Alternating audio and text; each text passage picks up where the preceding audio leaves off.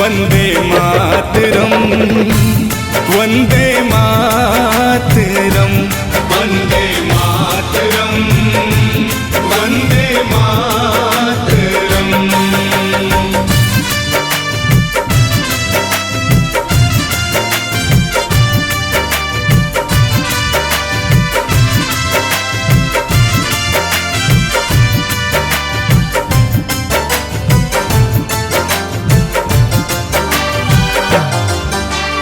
आजुक तिथ हित कर हमरा लल अनुमन प्राण समानियो, अनुमन प्राण समानियो।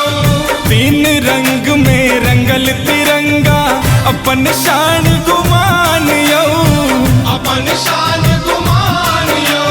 लहर लहर लहरा रहलैये, लहर लहर लहरा रहलैये, हर्षित ही हो वंदनम।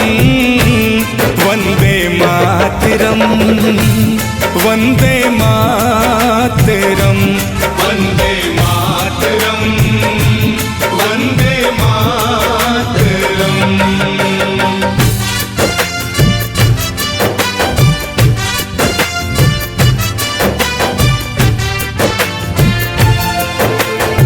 आप मिक्सिंग वेलची MM प्रोडक्शन प्रस्तुत।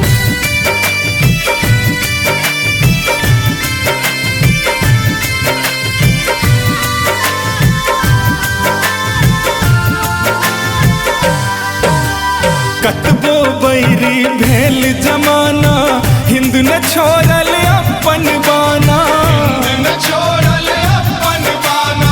गांधी, नेहरू, सुभाष, भगत सिंह, चंद्रशेखर आजाद दीवाना, चंद्रशेखर आजाद दीवाना।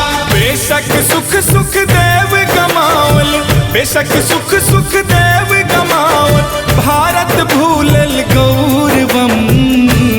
वंदे मातरम, वंदे मातरम, वंदे मातरम, वंदे मातरम।